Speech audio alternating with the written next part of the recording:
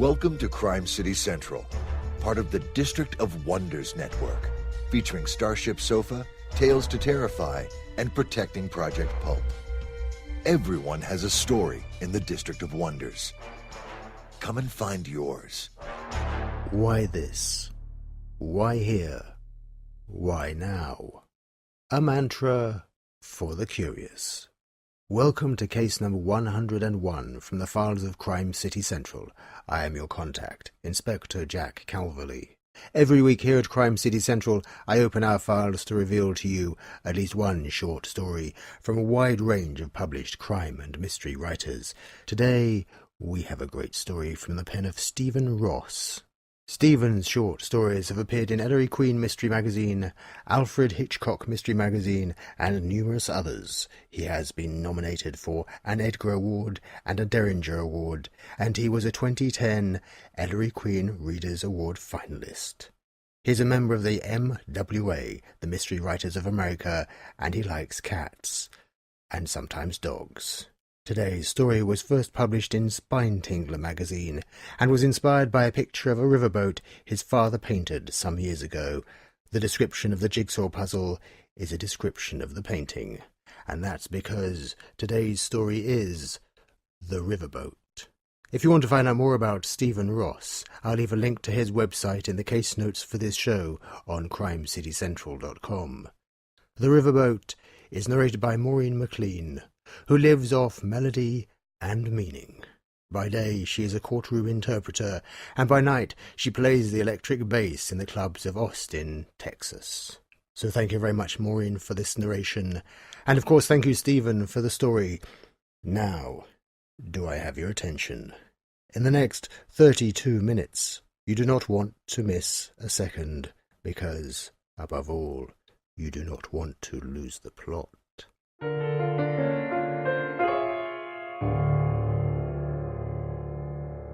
The Riverboat by Stephen Ross. There was an unfamiliar noise. It came from downstairs. Miss Mary chose to ignore it. She selected another piece, a greenish chunk of swamp forest. After a moment's pause, she found a home for it. She had almost completed the upper edge of the jigsaw, the upper reaches of a line of trees with a hint of blue sky peeking through. The foreground was so far only a brownish outline with the foot of a tree at the far left. Miss Mary's strategy for jigsaws had been honed over many years. Start with the outer edges and build inwards. The edges had flat outer sides and were easily isolated and moved into position. There was a second unfamiliar noise from downstairs. Miss Mary was 81 years old. She wore thick glasses that made her eyes look supernaturally large. She had a head of white hair, and she walked with a cane. Her hearing was perfect. She wondered if it was the cat, downstairs and making a mess of things. She remembered she hadn't seen the cat in some time. It had either gotten lost or had left the house entirely. It was easy to lose things in the house. There were 3 floors and an abundance of rooms. Miss Mary's father had always known exactly how many rooms. He had counted them with annoying regularity. He would proudly boast of the number when friends or colleagues came calling. Miss Mary didn't count things, although she had once wished she had kept a record of how many jigsaw puzzles she had completed. She liked jigsaw puzzles. Things could be put in their places, and she liked putting things in their places. There was an order to jigsaw puzzles that met her satisfaction. The clock on the mantelpiece chimed the half hour. There was a third noise from downstairs. It was the noise of a door closing. Miss Mary looked across at the doorway. The door to the parlor was open and the hallway outside dark. She was alone in the house. As cunning as the cat was, it had never yet developed the skill of opening and closing doors. Miss Mary took her cane and got to her feet. She took the candle from the table and made her way out of the room. The only sounds she could now hear were the creaks from the floorboards as she padded her way along the hall. She stopped at the top of the stairs and peered over the railing. Her candle danced light about the bare walls of the staircase. There was no light coming from the ground floor. The house was, as it should be, dead quiet. Nonetheless, she had heard noises that were unaccounted for. She shivered. It was winter and midnight. There was a cozy fire in her parlor. She would much rather be back there attending to her jigsaw puzzle. The thought of someone being inside troubled her deeply. She was the sole occupant of the house, and the nearest neighbor was more than 2 miles away. Miss Mary made her way down the stairs to the ground floor. By her reckoning, the sounds had originated at the rear of the house. There was still the possibility it was the cat. Maybe it had knocked something over, causing something to fall against a door, causing it to close. Miss Mary made her way down a lemon hallway. The doors were all shut, and each one had a lemon-colored ribbon tied around its door handle. Lemon ribbons indicated the room inside was empty. Opening a lemon ribbon door would lead you into a bare space. No furniture would be found, and there would be no carpet or rug laid upon the floor. Miss Mary made her way down 4 more lemon hallways into the rear of the house, and then through a series of narrow passageways that lay in the heart of the servants' quarters. There had once been a staff of 19. The last of them had been dismissed during the war. The doors to their private rooms were now all closed, and lemon ribbons tied to the door handles. Miss Mary came to the rear hallway. Something was amiss. The air in the hall felt disturbed. By the light of her candle, she could see down to the end of the hall. She could see the door to the outside was closed. She noticed a door in the hallway was ajar. Doors were never ajar in the house. They were either open or closed. Miss Mary wished she could return to her jigsaw puzzle. She would have preferred not to have heard anything. She would have preferred not to have come downstairs. She was too frail to run away if anyone was there. And no one had any business being there. She lived alone. She had done so since her family had passed on. No one had any right or reason to intrude into the house. Miss Mary stood in the hall with her candle, listening. There was nothing, just the faint wind outside. The door was ajar by mere inches. Around its handle was tied a lemon ribbon. There was no light coming from inside the room. She approached the door. She pushed on it with the end of her cane. The door opened with the creak of a dry hinge. She entered. Her candle brought light to the blank walls and bare wooden floor. She stopped. The floor wasn't bare. There was a man lying on it. He was on his back, staring up at the ceiling with open eyes. His mouth was open. There were teeth missing. His arms lay on the floor at his sides. Miss Mary crept up and stood nearer to the man. She held the candle over him. He was a white man in his youth, not more than 20, a mere boy. He was unshaven and had unkempt sandy hair. He was dressed in an old jacket and trousers. His shirt was dirty.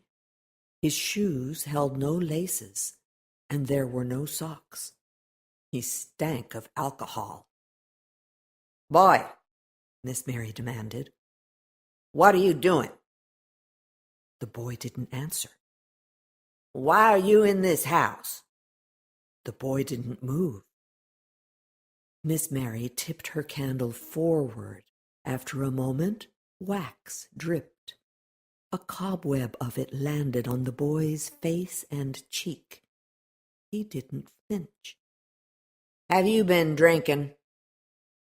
Miss Mary noticed dark bruises about the boy's neck and the burn marks of rope. She knew immediately he had been hung. Miss Mary left the room. She slammed the door shut. She had seen enough. She had no desire to stay on the ground floor. She hurried as best she could back through the house to the staircase. With short breath and her heart racing, she made her way back up the stairs and then back along to her parlor. Once inside, she closed the door and locked it. She fell back into her chair and let her cane fall to the floor. After a minute, Miss Mary wiped her eyes and forehead with her handkerchief. Who was the boy? Why was he inside her house? She lived alone. She had done for many years. No one came into the house. There was no need for anyone to come into the house. She looked at the jigsaw before her. The picture forming was no more than an outline. The tops of a line of trees, and at the foot, a grassy bank made brown by a searing sun. There was something familiar about it. Miss Mary kept her jigsaw puzzles in paper bags. There was no indication at the start of how the puzzle inside would turn out. She had begun to suspect this one might be the riverboat. She had put it together before, a long time ago. She remembered that there was something curious and pleasing about this particular puzzle. Miss Mary had collected jigsaw puzzles all her life, since before she could remember. She had no idea how many she now owned. Jigsaw puzzles were kept in rooms with mint-colored ribbons tied around the door handles. Many of the hallways on the floor above were now mint hallways. Miss Mary completed more of the foreground, quietly and efficiently arranging and rearranging the pieces.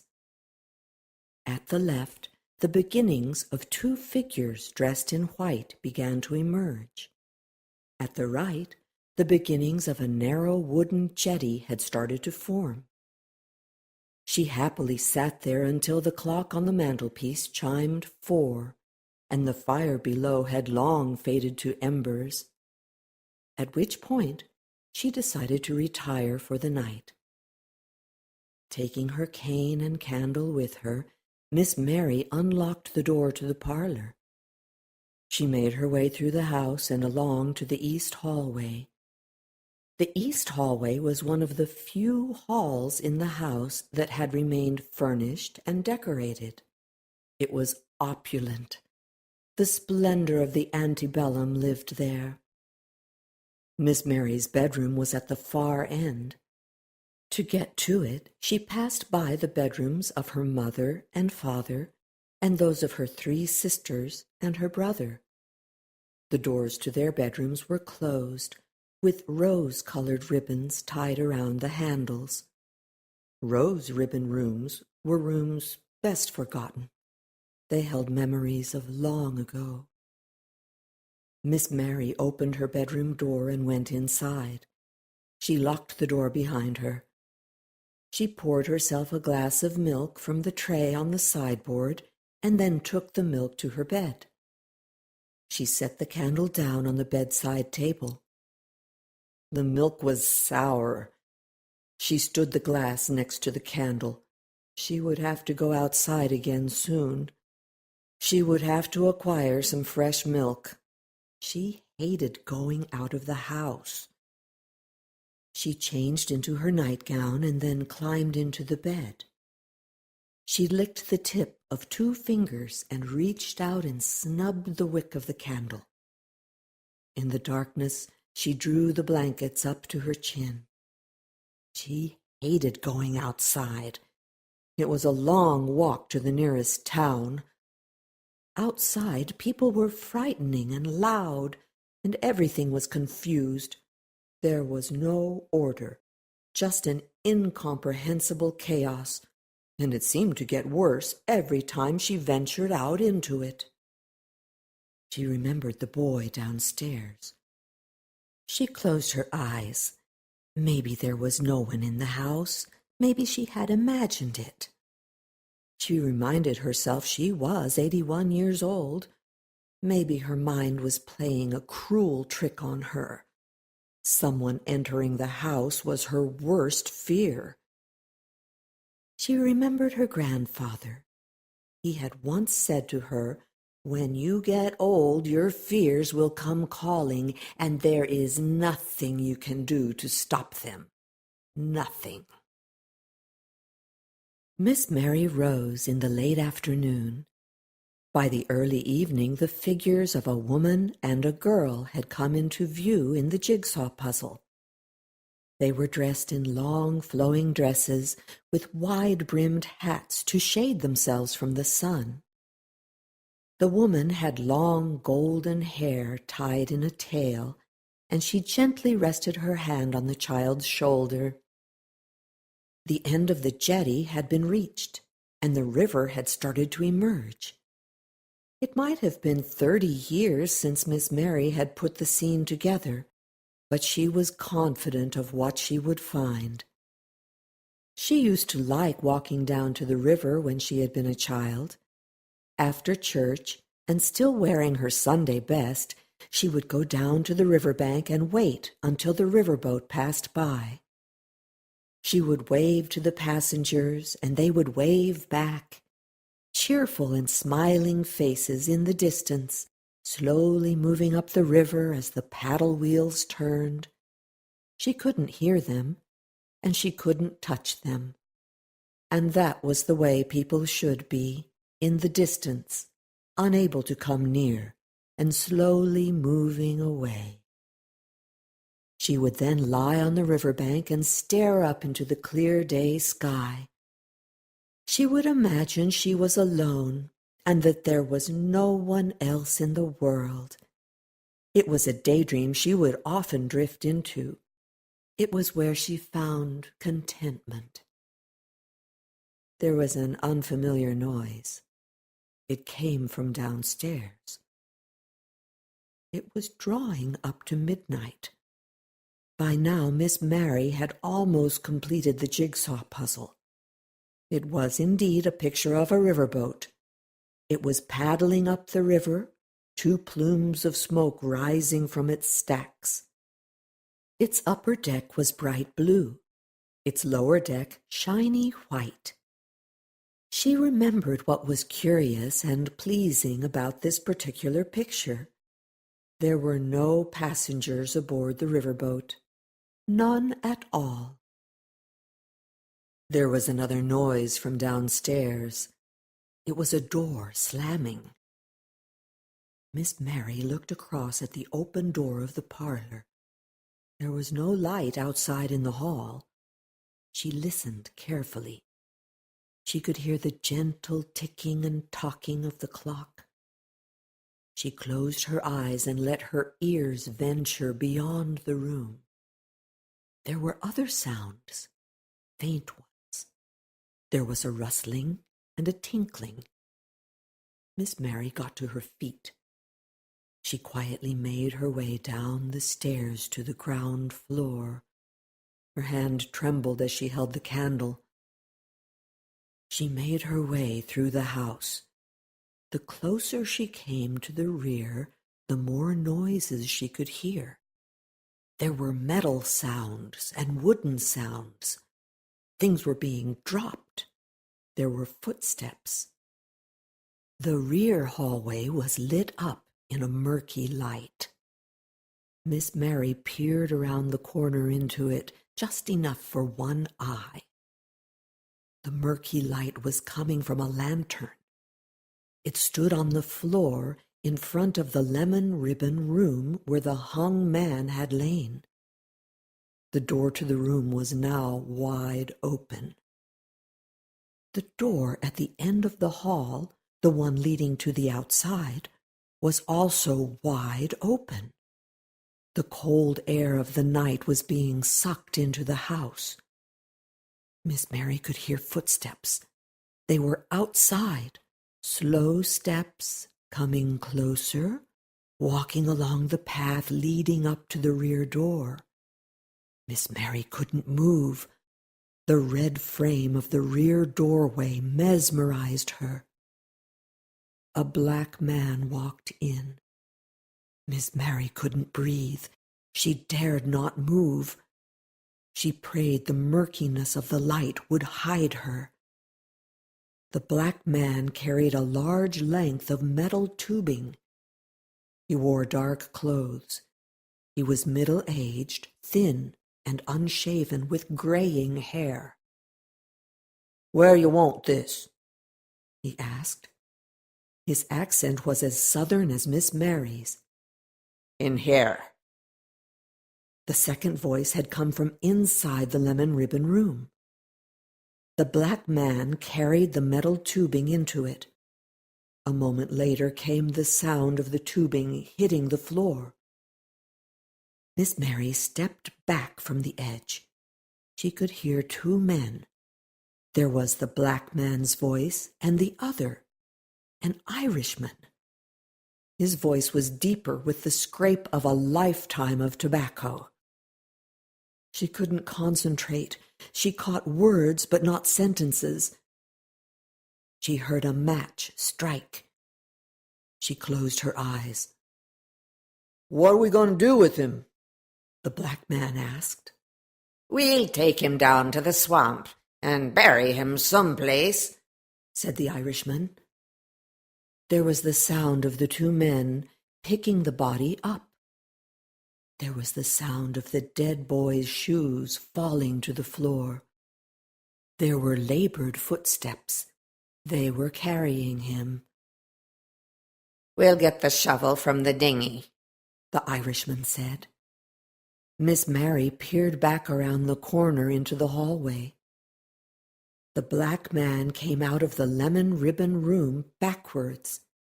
He carried the dead boy by his bare feet. The boy was as stiff as if he was made of granite. Then came the Irishman, a scrawny white man. He carried the dead boy by his shoulders. The Irishman was older than the black man. He was dressed in similar dark clothes, but wore a felt hat and smoked a stinking cheroot. His face was ragged with age and weathering. "You want to sing me that song again?" he grunted. "Sing it your damn self," the black man grunted back. The two men made hard work of carrying the dead boy. They hauled him down the hallway and then took him outside. Miss Mary heard them walk away along the path. She heard the Irishman cough. After a minute, she couldn't hear them any more. She crept into the rear hall. She went to the lemon ribbon room and entered. Inside the room stood another lantern. On the floor about it lay all manner of wooden and metal objects. Stacked against the wall were 4 wooden crates full of empty bottles. Miss Mary poked the metal tubing with the end of her cane. She wasn't uneducated in the ways of the world. The junk lying strewn on the floor was apparatus for the construction of a still. They were moonshiners. The two men returned within the hour. They toddled up the path and back into the house. Once in, they stood in the rear hallway and swayed. The black man dumped a shovel on the floor. It was dirty and wet with mud. Their shoes and trousers were caked in it. The Irishman took a mouthful from his hip flask. "And the lesson for today is—" He was soused. He could barely stand. He passed the flask to the black man. "Don't deal a hand from 2 decks," the black man intoned with a nod. He took a mouthful for himself. He was just as drunk. "Here endeth the lesson." A floorboard above them creaked. The two men looked up. The floorboards creaked again. The two men looked at each other. The black man shook his head. "I thought you said this place was abandoned." The two men ambled through the house, looking and listening. The black man held one of the lanterns. The Irishman carried a length of rope. "Why have all the doors got ribbons tied in bows around the handles?" the black man asked. The Irishman shrugged his shoulders. They found the staircase and began to make their way up it. "Maybe it was just the wind," the Irishman suggested. "This is an old rotting house." "Wind or no," the black man said, "what the hell's that?" There was a pair of eyes at the top of the staircase. They were caught in the lantern light and shone in the dark. They were staring down at the two men as they came up. "You there!" the Irishman demanded. The eyes narrowed. As the two men came closer up the stairs, the lantern brought the outline of a shabby old cat into appearance. It was coiled, ready to spring. "It's a damn cat!" the Irishman bellowed with relief. The cat hissed at him. "Damn thing!" He threw the rope at it. The cat sprang. It landed on the Irishman's face. The old man struggled viciously with it until he managed to pull it off. He threw it down the stairs. The cat landed on its feet in a run and disappeared into the darkness. "Damn you!" the Irishman yelled after it. His face was bleeding. "There's no one in this place except for a damn cat." "A cat didn't light no fire," the black man said. The Irishman joined him at the top of the stairs. Down the hallway, leading away from the staircase, was a doorway. The glow and flicker of a fire emanated from the room within. The two men came into that room. There was no furniture save for a sofa. It was nearby the fireplace. "A cat didn't light no fire," the black man repeated. He walked over to the fireplace. The Irishman followed. His eye caught a bottle. It stood on the floor by the sofa. He stooped down and picked it up. It was 2/3 full and shone like gold in the firelight. "Tennessee Rye Whiskey," the Irishman purred, reading the label. He opened the bottle and took a swig. "It's good and warm in here," the black man said, studying the sofa. "I'm done with the cold." The Irishman offered the bottle. The black man stood the lantern on the floor. He took a swig. He felt its bite. "That's fine." The Irishman took the bottle back. He wiped the blood off his cheek with the sleeve of his jacket. "Let's have us a snort," and then we'll go hang ourselves a cat, and whoever lit this fire." The black man nodded. He sat down on the sofa and bathed in the firelight. The Irishman joined him. He took another swig and then smiled a set of dirty teeth. "We could be mighty comfortable in a place like this." The black man took the bottle. "We could at that." The Irishman began to sing. "I'm a rambler, I'm a gambler, I'm a long way from home." The black man joined in. "And if you don't like me, well, leave me alone." The fire warmed the two men, and the whiskey soothed them. They forgot all about the cat and whoever else was in the house. Neither of them noticed the door closing. The crackling of the wood on the fire hid the sound of the key in the lock. Miss Mary reckoned the poison would quiet them within the quarter hour. She listened through the door. She could hear drinking and the bottle changing hands. The two men attempted a couple more verses. Miss Mary made her way downstairs. She shut the rear door to the house. She went to the room where the men had stored the pieces of their still. She frowned, more junk to deal with. She extinguished the lantern they had left behind, and she shut the door. She made her way back upstairs. Miss Mary looked through the keyhole. The two men were now slumped on the sofa. The fire had begun to fade.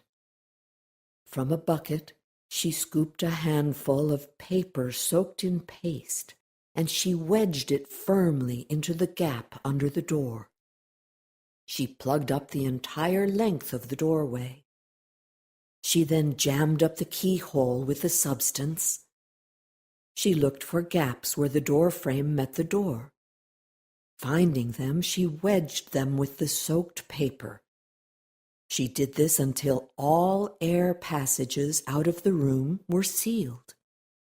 The air inside would, with time, grow foul. The necessity of sealing a room was a lesson she learned a long time ago.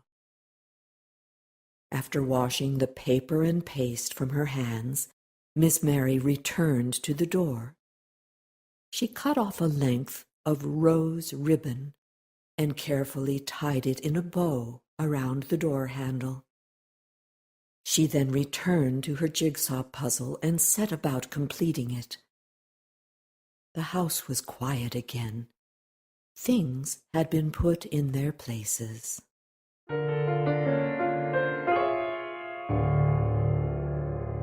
That was The Riverboat. Copyright Stephen Ross. Read by Maureen MacLean. And that brings us to the end of case number 101 from the files of Crime City Central. Thank you for listening, and I hope we'll meet again next week when we'll have something equally as poisonous for you. In the meantime, if you want to get in touch, do drop us a line at crimecitycentral@gmail.com or write something uplifting about us on iTunes. I have been your contact, Inspector Jack Calverley, and from all of the SWAT team here at Crime City Central, from Jim Phillips on audio, and Tony C. Smith, our producer, until next week, go carefully. And remember, when your enemies outnumber you, you have to use your wits. And practice.